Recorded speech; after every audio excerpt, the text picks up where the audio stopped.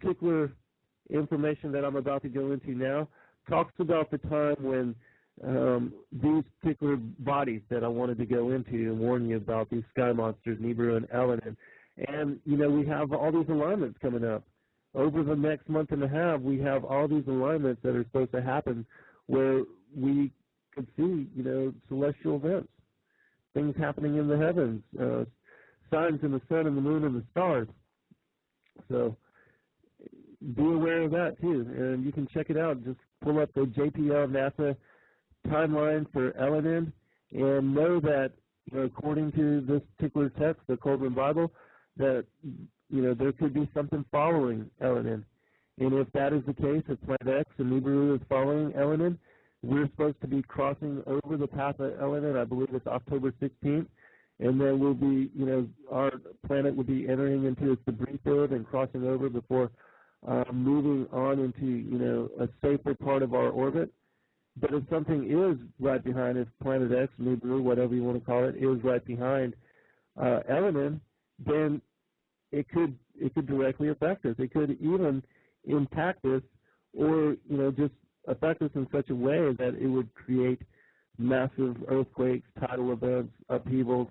But what I'm about to read from, in fact, talks about the time when Nibiru returned into the skies, the destroyer coming into the skies of heaven, and it actually was part of the events that preceded the deluge. And so I'm going to read some of that, because a lot of people don't know that Nibiru had, and Elenin, they had parts to play in earlier cataclysmic events that happened in the early history of our solar system. In fact, I talked about with Doug Elwell in a show that we did on the prior times, the early history of our universe, about how, in fact, Nibiru was responsible for splitting Tiamat and moving it over here to where the Earth is now. And that when this event happened so long ago and accelerated by the Enuma Elish, that this was the beginning of life here on this planet, because it was actually moved to a distance where it was perfect to then harbor life in mass multiplication. And so the Lord allowed, utilized Nibiru to even create this planet. And most people don't know that either about our ancient past. So check out that show. It's called The Prior Times with Doug Elwell. All right, now I'm going to start reading. Then, with the dawning, men saw an awesome sight. There, riding on a great black rolling cloud, came the destroyer, newly released from the confines of the sky vaults, and she raised about the heavens, for it was her day of judgment. The beast with her opened its mouth and belched forth fire and hot stones and a vile smoke. It covered the whole sky above, and meeting place of earth and heaven could no longer be seen. In the evening, the places of the stars were changed. They rolled across the sky to new stations, and then the floodwaters came. Does that not sound like a pole shift? I want to read that again, because this fits in with Isaiah, I believe, chapter 24, and also with the pole shift that Noah was witness to in the book of Enoch. And so, listen again to this sentence. In the evening, the places of the stars were changed. They rolled across the sky to new stations. Then the floodwaters came. I want to make mention real quick, and then I'll continue with the story, that the Kolbrin text also talk about, in the Sumerian text talk about how when Nibiru came by, that it was the ice sheet on the continent of Antarctica that slipped off and into the ocean and actually created a tsunami, and that the tsunami was part of what flooded and put many lands underwater. And then after that, there was the 40 days of rain and hail and storms that then flooded everything else. So, but we'll get to that. The floodgates of heaven were opened, and the foundations of earth were broken apart. The surrounding waters poured over the land and broke upon the mountains. The storehouses of the winds burst their bolts asunder. So storms and whirlwinds were loosed to hurl themselves upon the earth. In the seething waters and howling gales, all buildings were destroyed. Trees were uprooted and mountains cast down. There was a time of great heat. And then came a time of bitter cold.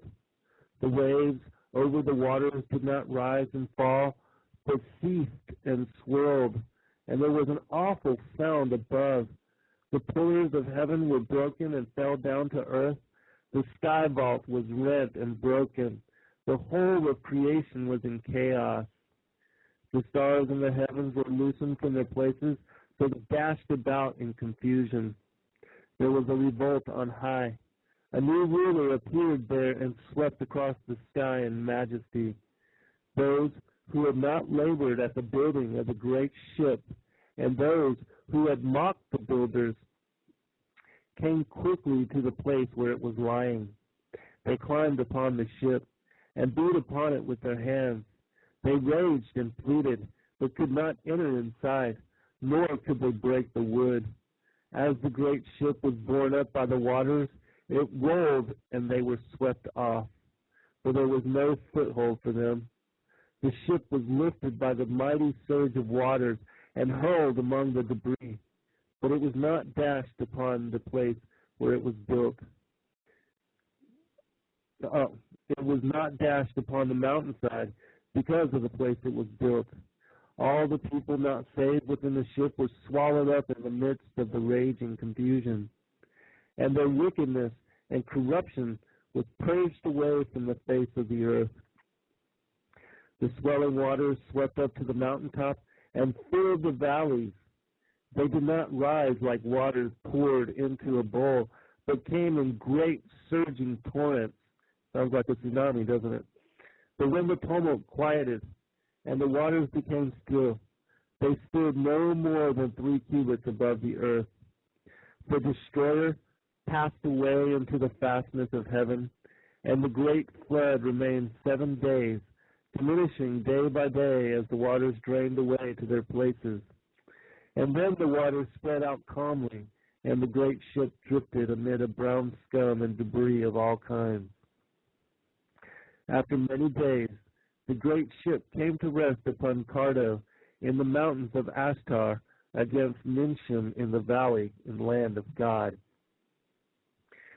The next account I'm going to read from, I'm going to check the chat room real quick, and I do apologize again for the sound quality. The next account that I'm going to read for has to do with the Exodus. And another thing that most people don't realize is that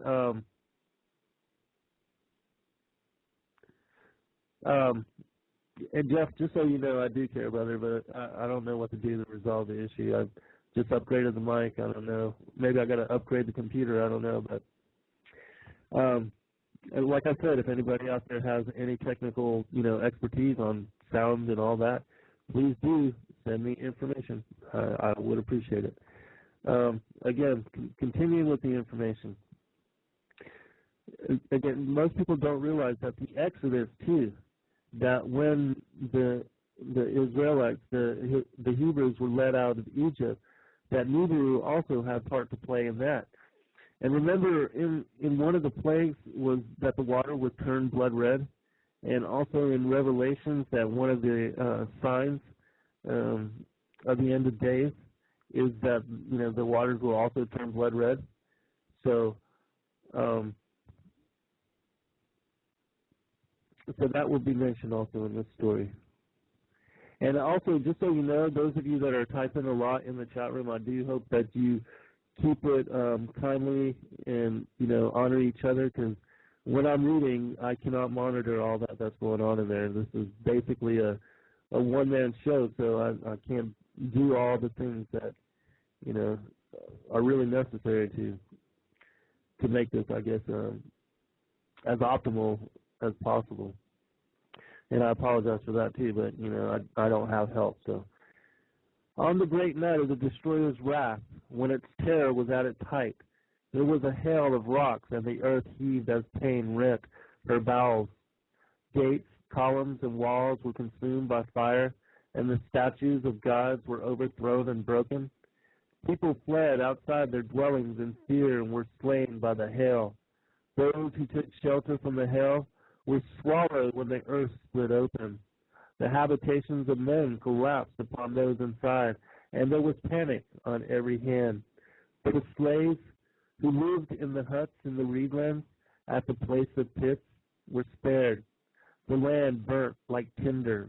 A man watched upon his rooftops, and the heavens hurled wrath upon him, and he died. The land writhed under the wrath of the destroyer and groaned with the agony of Egypt. It shook itself, and the temples and places of the nobles were thrown down from their foundations. The highborn ones perished in the midst of the ruins, and all the strength of the land was stricken. Even the great one, the firstborn of the pharaohs, died. With the highborn in the midst of terror and falling stones. The children of princes were cast out into the streets, and those who were not cast out died within their abodes. There were 9 days of darkness and upheaval, while a tempest raged such as never had been known before. When it passed away, brother buried brother throughout the land. Men rose up against those in authority and fled from the cities to dwell in tents and in the outlands.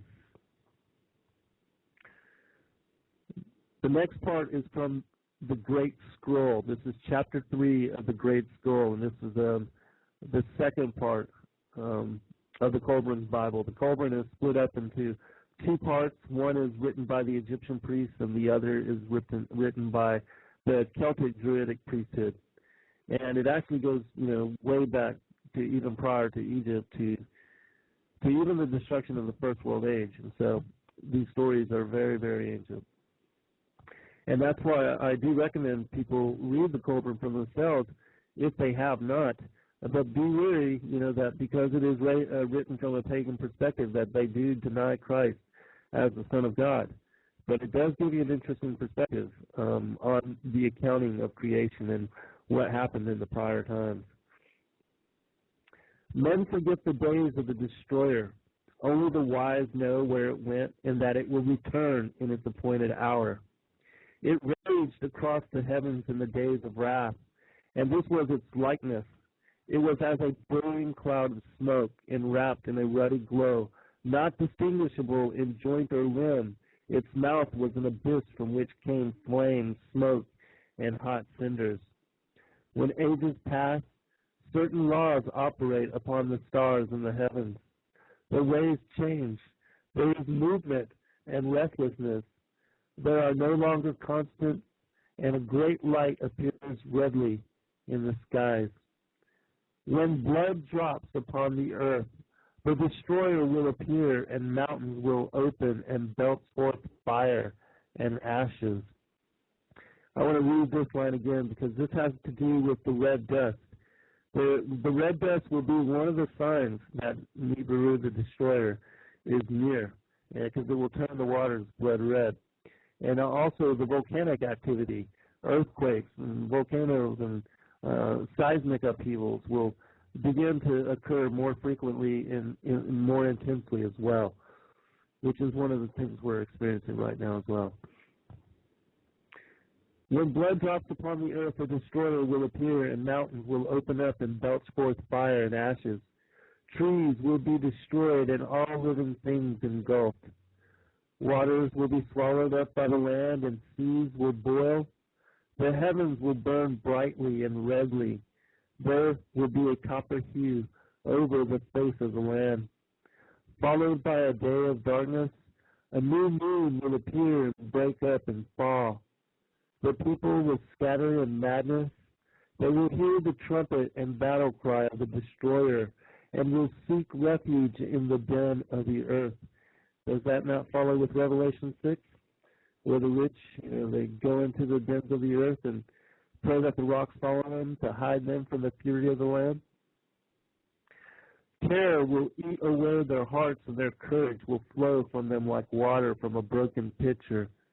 They will be eaten up in the flames of wrath and consumed by the breath of the destroyer. Thus, in the days of heavenly wrath which have gone, and thus it will be in the days of doom when it comes again. The times of its coming and going are known unto the wise. These are the signs and times which shall precede the destroyer's return. Pay attention here. 110 generations shall pass into the west, and nations will rise and fall.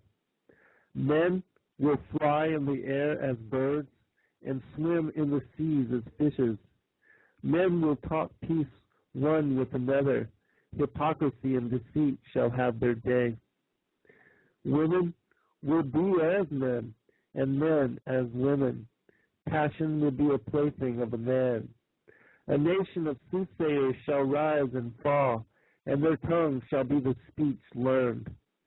A nation of lawgivers shall rule the earth and pass away into nothingness. One worship will pass into the four quarters of the earth, talking peace and bringing war. Nation of the seas will be greater than any other, but will be as an apple, rotten at the core, and will not endure. A nation of traitors will destroy men with wonders, and it shall have its day. Then shall the high strive with the low, the north with the south, the east with the west, and the light with the darkness. Men shall be divided by their races, and the children will be born as strangers among them. Brother shall strive with brother, and husband with wife. Fathers will no longer instruct their sons, and their sons will be wayward. Women will become the common property of men, and will no longer be held in regard and respect. Then men will be ill at ease in their hearts, and they will seek they know not what, and uncertainty and doubt will trouble them. They will possess great riches, but be poor in spirit. Then will the heavens tremble, and the earth move. Men will quake in fear, and while terror walks with them, the heralds of doom will appear. They will come softly as thieves to the tombs. Men will not know them for what they are. Men will be deceived. The hour of the destroyer is at hand. In those days, men will have the great book before them. Wisdom will be revealed. The few will be gathered for the stand. It is the hour of trial. The dauntless ones will survive. The stout-hearted will not go down to destruction. Great God of all ages, alike to all who sets the trials of man, be merciful to our children in the days of doom. Man must suffer to be great, but hasten not his progress unduly. In the great winnowing, be not too harsh on the lesser ones among men. Even the son of a thief has become your scribe. This is chapter 4 from the same scroll, the great scroll. This is part 2 of the return of the destroyer. We'll take a glance in at the chat room. I'm reading from the book of Kolbrin. It's Kolbrin. It's the Kolbrin Bible. I'm reading the different accounts that about Nibiru returning in our heavens and in our skies, and the way that it affected all of us, or this planet, in past civilizations and ancient peoples, early in our history. And so, yes, the Kolbrin Bible. This is an ancient historical account. And I'll come back to the chat room every now and then. So if you got any questions, just place them there and give me a little time. And I'll, in between readings, I'll check it out.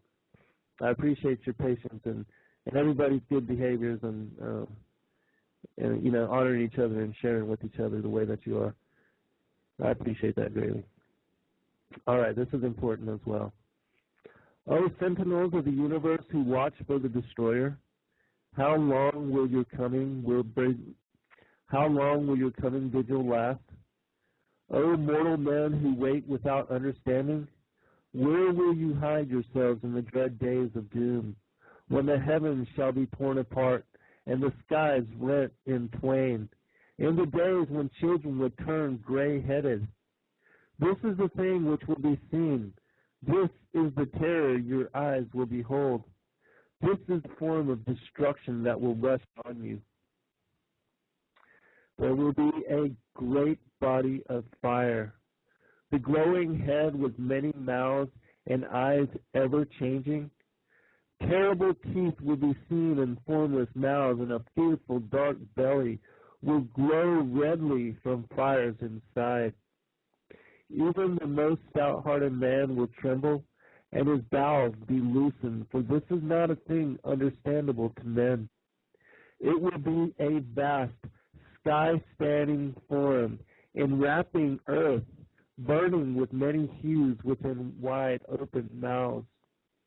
These will descend to sweep across the face of the land, engulfing all in the yawning jaws.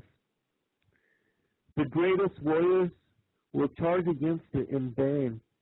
The fangs will fall out, and lo, they are terror-inspiring things of cold, hardened water.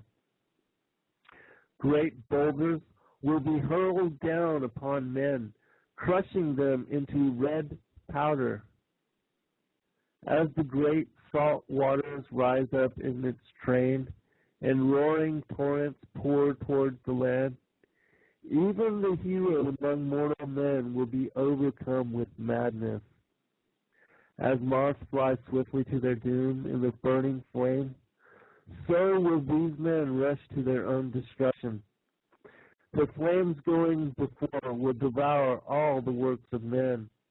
The waters following will sweep away whatever remains. The dew of death will fall softly as the carpet over the cleared land.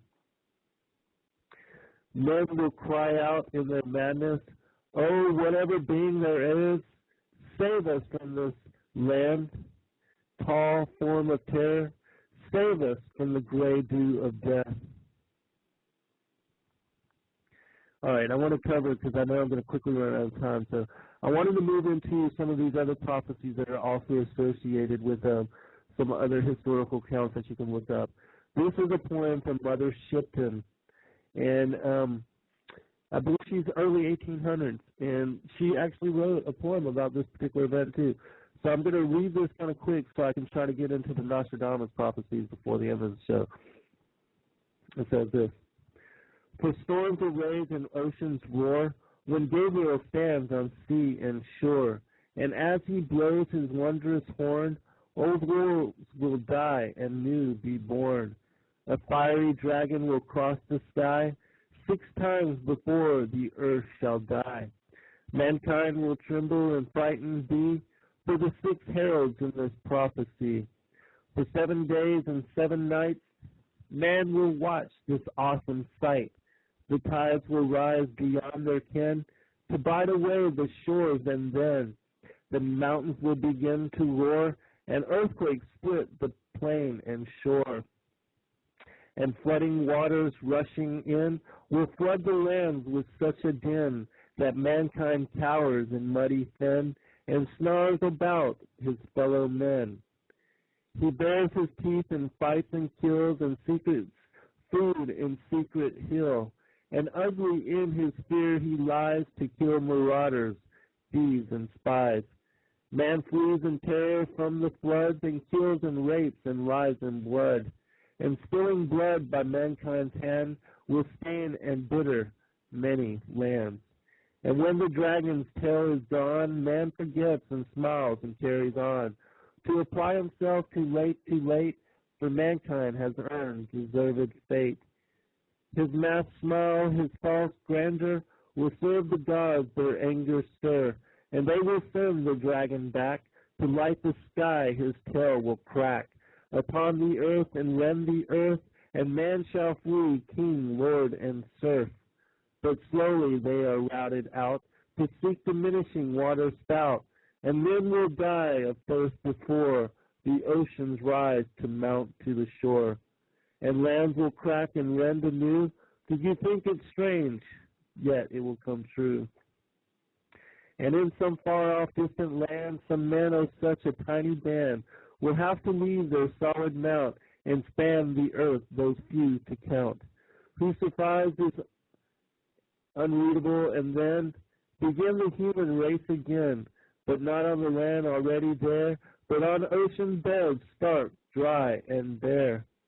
Not every soul on earth will die as the dragon's tail goes sweeping by.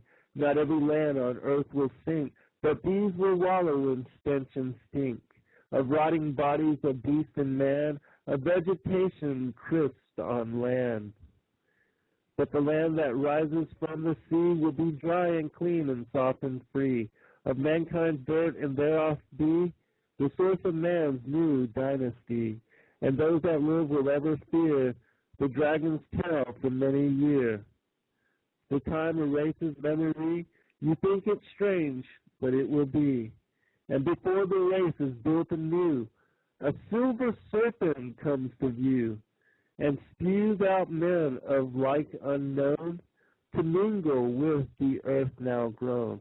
That's kind of interesting, isn't it? A silver serpent comes to view and spews out men of like unknown to mingle with the earth now grown, cold from its heat, and these men can enlighten the minds of future man, to intermingle and show them how to live and love, and thus endow the children with the second sight, a natural thing, so that they might grow grateful, humble, and when they do, the golden age will start anew.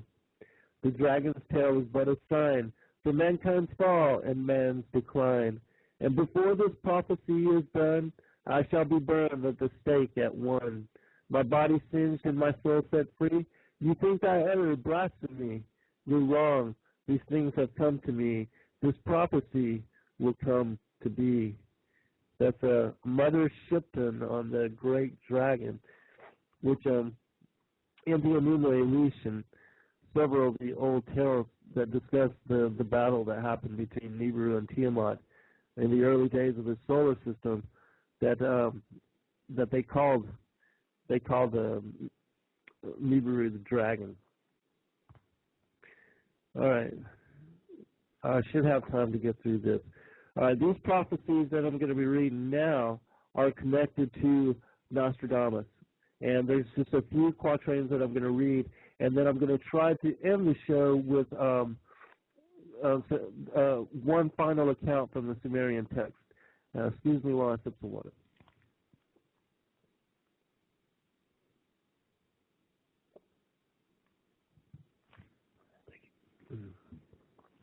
Okay.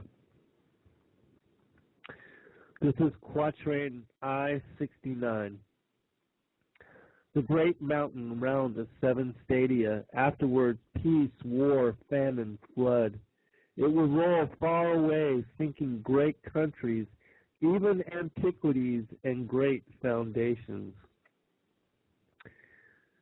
All of these things that I'm bringing forth to you are also connected to the Bible codes, because for those that study the Bible codes, there's a lot of asteroids and asteroid impact, hailstorms, floods, earthquakes, upheavals that are associated to the return of, some cosmic bodies, and that this all has part to play in the future, in the near future even, of the soon coming history of this planet. And so these are things that we have to be aware of. The Lord warns us about these things. Quatrain 2, passage 43. During the bearded star's appearance, the three great princes will be made enemies. Hit from the sky, peace, earth trembling, paw, Tiber overflowing, serpent on the brink placed. Now, I'm no expert at Nostradamus, so I'm not even going to try to decipher all these things. I just thought it would be interesting for you to hear that, that there are prophecies on that side of it too, because we know he's part of that whole Freemasonic, Illuminati, New World Order, elitist, Adam Weishaupt, those elitist people. So the arrow from heaven will make its journey, dead while speaking a great execution. The stone in the tree, the pawn nation brought down, the rumor of a human monster, purge and expiation. Quatrain 262. Mabus will soon die, and there will happen a dreadful destruction of people and animals. Suddenly, vengeance will appear 100 hands thirst and hunger when the comet passes. This also kind of reminds me of the passage in Thessalonians that talks about how they will, they will be declaring peace and then comes sudden destruction. What could be greater sudden destruction than a deep impact type of an event, extinction level event, which is prophesied in the Word? These things are coming. It's not necessarily, in my opinion, that the last bowels of wrath, they are not poured out on the church. If they're poured out on those not written into the book of life and those that have no part in salvation. So be wary of that as well. Okay. I think I'm going to have to skip to, I want to read this account from Sumer. I think I can get to it in just a few minutes, and then I'll end this with a final prayer. This reading from here is called the Lost Book of Enki, E-N-K-I. And this also is a Sumerian cuneiform text that was translated by Zechariah Sitchin that is thousands of years old. And it says this about one of Nibiru's passings. Upon the earth the warmth was rising, vegetation flourished, wild creatures overran the land. The rains were heavier, rivers were gushing, abodes repairing needed. Upon the earth the heat was increasing. The snow-white parts to water were melting. The bars of the seas the oceans were not containing. From the depths of the earth volcanoes were fire and brimstone belching. The grounds were trembling. Each time the earth was shaking. In the lower world, the snow-white hued place, the earth was grumbling. At the tip of the Abzu, Enki, a place for observing, established. To his son Nergal and his spouse Ereshkigal command thereof he entrusted. A thing unknown and untoward thing thereon is brooding.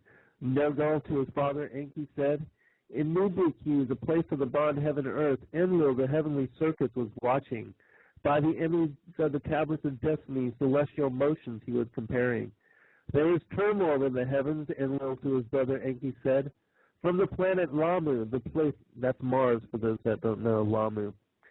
From the planet Lamu, the place of the way station, Marduk to Enki his father was complaining. Strong winds are disturbing, annoying dust storms they are raising. He's reporting from Mars. Remember the Anunnaki, they have a way station.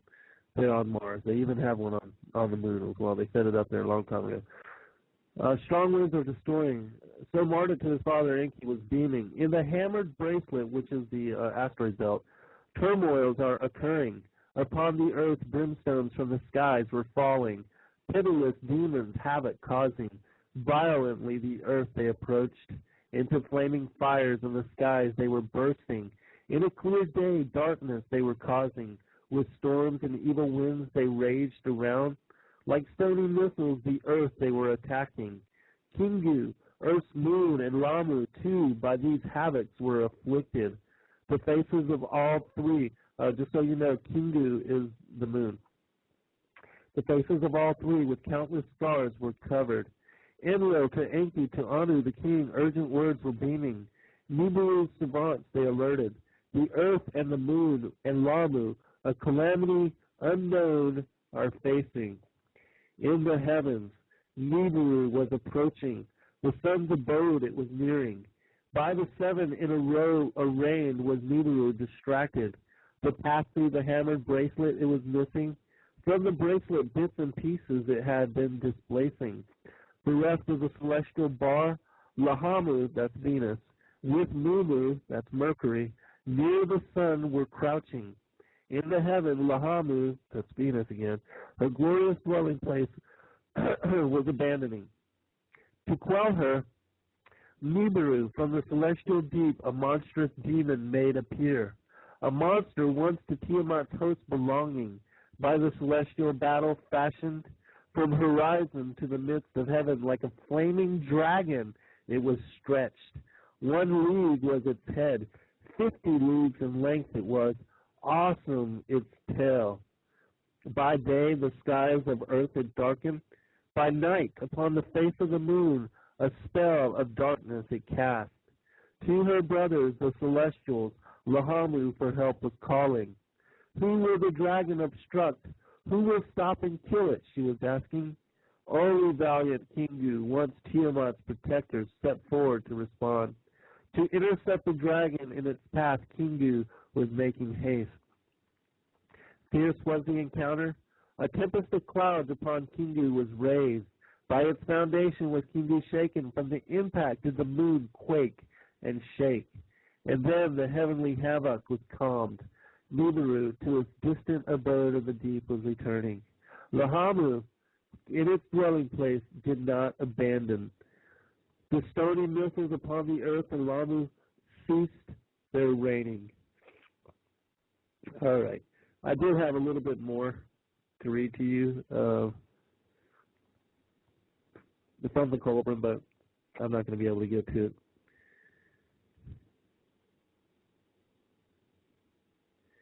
Okay, and again, I want to thank everybody, and for those that have some kind of technical expertise that can tell me on how to increase sound quality, please do let me know. I am no technical.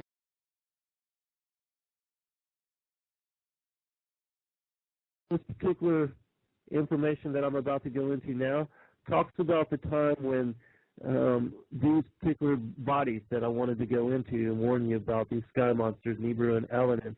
And, you know, we have all these alignments coming up. Over the next month and a half, we have all these alignments that are supposed to happen where we could see, you know, celestial events, things happening in the heavens, signs in the sun and the moon and the stars. So be aware of that, too. And you can check it out. Just pull up the JPL NASA timeline for Elenin and know that, you know, according to this particular text, the Kolbrin Bible, that, you know, there could be something following Elenin. And if that is the case, if Planet X and Nibiru is following Elenin, we're supposed to be crossing over the path of Elenin. I believe it's October 16th. And then we'll be, you know, our planet will be entering into its debris field and crossing over before moving on into, you know, a safer part of our orbit. But if something is right behind, if Planet X, Nibiru, whatever you want to call it, is right behind Elenin, then it could directly affect us. It could even impact us, or, you know, just affect us in such a way that it would create massive earthquakes, tidal events, upheavals. But what I'm about to read from, in fact, talks about the time when Nibiru returned into the skies, the destroyer coming into the skies of heaven, and it actually was part of the events that preceded the deluge.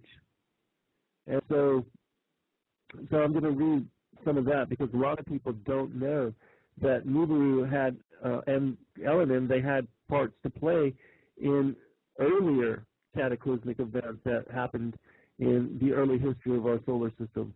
In fact, I talked about with Doug Elwell in a show that we did on the prior times, the early history of our universe, about how, in fact, Nibiru was responsible for splitting Tiamat and moving it over here to where the Earth is now, and that when this event happened so long ago and accelerated by the Enuma Elish, that this was the beginning of life here on this planet, because it was actually moved to a distance where it was perfect to then harbor life in mass multiplication. And so the Lord allowed, utilized Nibiru to even create this planet. And most people don't know that either about our ancient past. So check out that show. It's called The Prior Times with Doug Elwell. All right, now I'm going to start reading. Then, with the dawning, men saw an awesome sight. There, riding on a great black rolling cloud, came the destroyer, newly released from the confines of the sky vaults, and she raised about the heavens, for it was her day of judgment. The beast with her opened its mouth and belched forth fire and hot stones and a vile smoke.